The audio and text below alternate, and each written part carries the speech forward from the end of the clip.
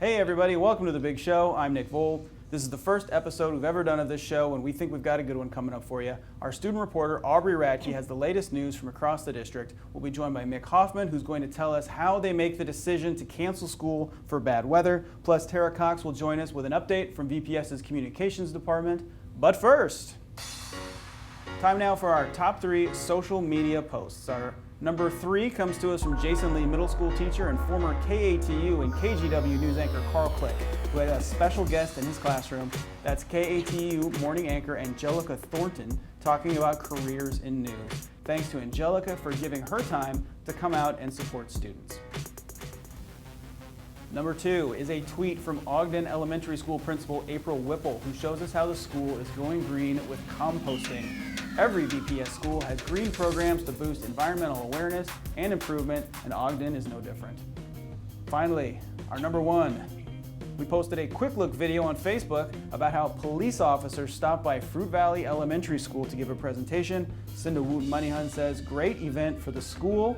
And also liking this is Karen R. McAllister. She says, we have a great police department, and she is correct. And we'll tell you more about that police visit here in just a few minutes. That is your top 3. Vancouver residents, you have a big decision ahead of you. In February, you'll decide on a bond measure that would rebuild outdated schools, repair older schools, and prepare our community for an influx of students in the future. Joining us now is our student reporter, Aubrey Radke, to tell us all about it. Aubrey? That's right, Nick. The bond measure will be voted on Valentine's Day, February 14th, and requires a 60% supermajority to pass. Here are the basics. This will be the first bond in Vancouver in 15 years. It's time to take advantage of historical lows in interest rates, which would save millions of dollars in the long term. The bond would impact every school in the district. The schools on your screen would be completely rebuilt. They are between 43 and 73 years old, well past state requirements for the life of school buildings. All of them suffer from the kinds of problems that plague older buildings. Those problems include failing internal systems like heating and cooling. In some cases, equipment is so old replacement parts no longer exist, so repairs are difficult and expensive.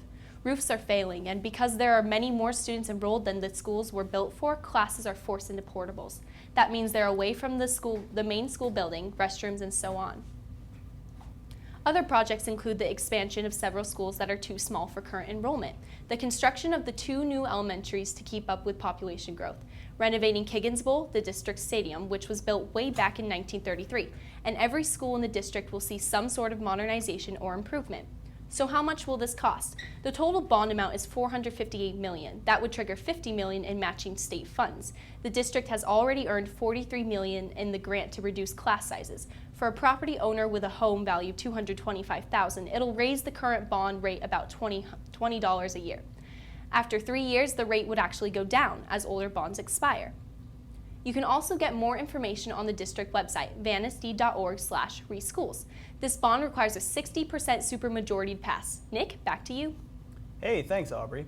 For students, snow days are magical. Playing in the snow instead of going to school is what every kid dreams of. But for the adults in charge of making the call to cancel class, it's a different story. And joining me now to talk about how that decision gets made is Mick Hoffman. Mick, thanks for joining us. You bet. Thanks for having me. So if you could walk us through the process, how do you decide whether or not to cancel or delay school?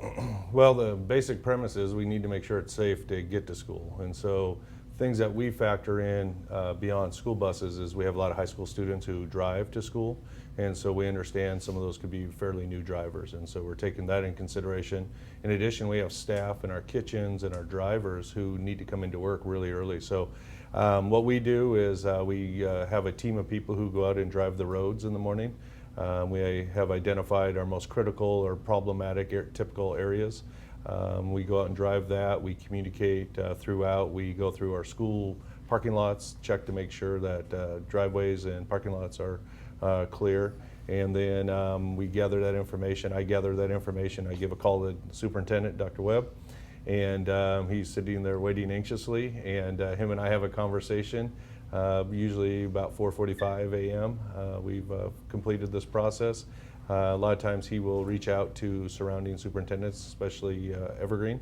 I'll be working with other transportation directors, or our transportation, Carol Pemberton, will be doing that, and getting an idea of what they're experiencing throughout the area. We do a lot of work with Phil Volker and his company, who gives us the most current and what we consider the best advice on what we can expect from the weather. And we make a decision by 5. So it's not just you guys, there's a meteorologist involved as well. Absolutely, yeah, because a lot of times, if we're out driving, it appears to be fine, but we might be 1 hour away from a major mess. From Snowmageddon. Exactly. So, or apocalypse, as we call it. Snowpocalypse, yeah. Because Vancouver's boundary, our district's boundary is really big, how do you balance, north end versus south end, whether or not, because once you make the call, it's for all the schools. Exactly, and so really we don't differentiate as far as closing some schools and opening some schools. About a school like Battleground School District, which is a tremendous geographical area, they may do that. In ours, we're all pretty much at the same elevation level, and so what the adjustment we'll make is maybe go snow routes in areas that are a problem, so we'll avoid some of the hills. Sure. I know seeing on Facebook and places like that, parents appreciate it when you guys are able to make the call pretty early so they can arrange for childcare. Is that sort of something you're thinking about? Yeah, I actually appreciate you asking that, because that's another thing we factor in on our decisions, is if we make the decision too late, especially working families that have children that still need daycare, it throws a tremendous wrench into their day. And so that is definitely, if we have great confidence that there's going to be a problem, we want to make the call as soon as possible. Sure. And so you're up well before the crack of dawn. Once you've made the call, whether or not there's school, what do you do next? Do you go home? It's a long work day. By that time, my wife really wants me out of the house. So after I've woken her up about 3 times in the middle of the night. So no, typically I'll just come into the office and it's quiet and get some work done.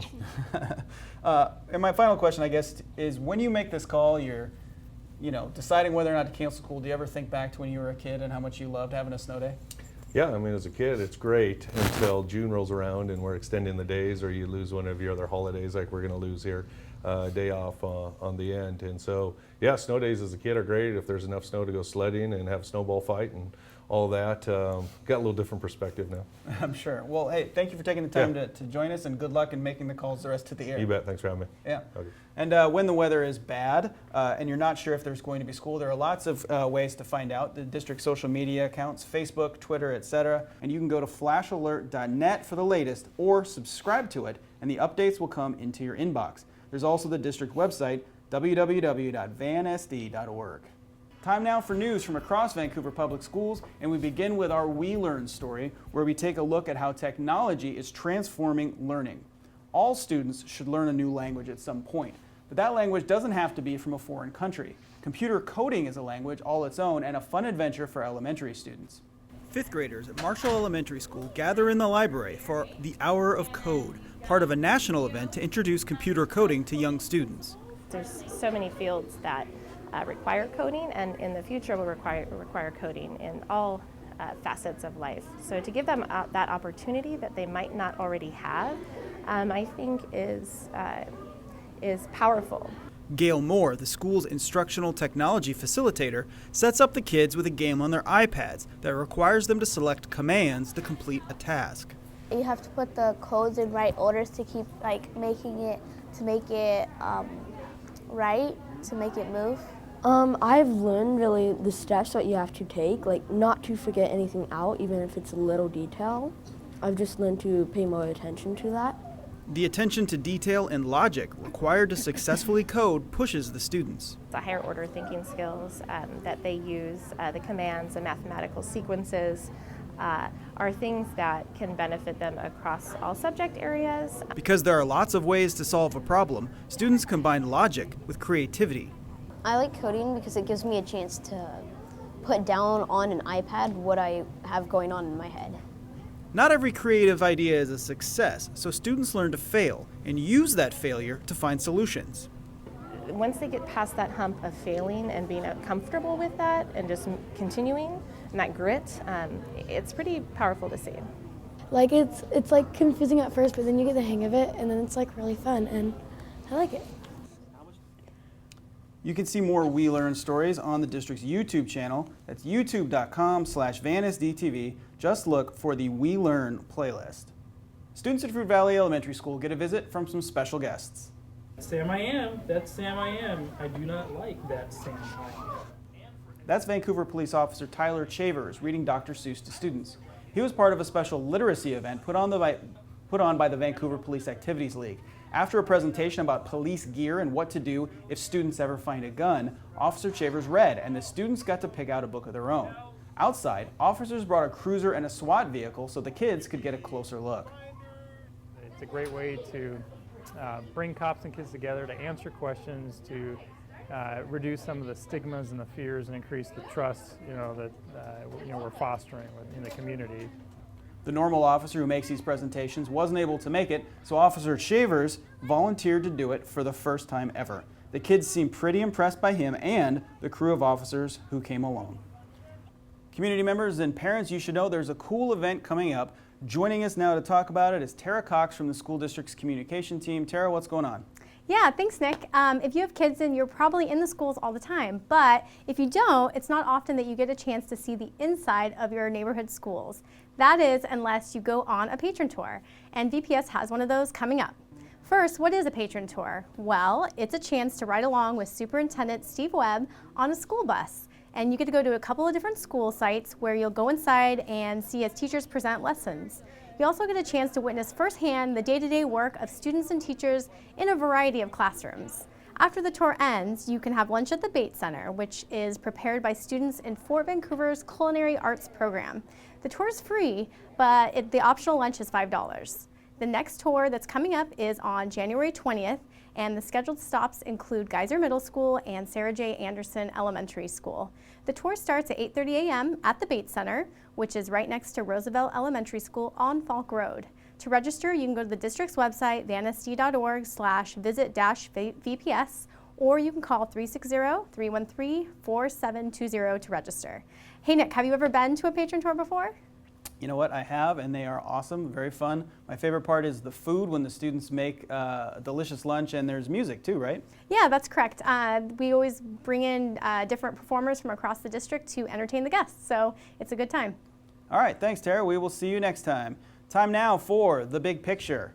This is our favorite image from the world of social media about Vancouver Public Schools, and this one comes to us from George C. Marshall Elementary School. You can see there 2 students working on their multiplication skills in class, and my favorite part of that picture is seeing the student there with that big smile on the left-hand side there, learning that math can be a lot of fun. Now, let's see what's happening in Vancouver Public Schools. If you or your child is interested in one of the many magnet programs, it is time to act. The Career and Technical Education Department is holding open houses at schools across the district for various programs, and the application deadlines are coming up too. To see a list of the programs and the open house dates, you can go to vansd.org/choices. That's it for us this time. If you're watching this on Facebook, feel free to leave comments, and we might share the best ones in the next episode. For Aubrey Radke and Tara Cox, I'm Nick Voll. Thanks for watching The Big Show.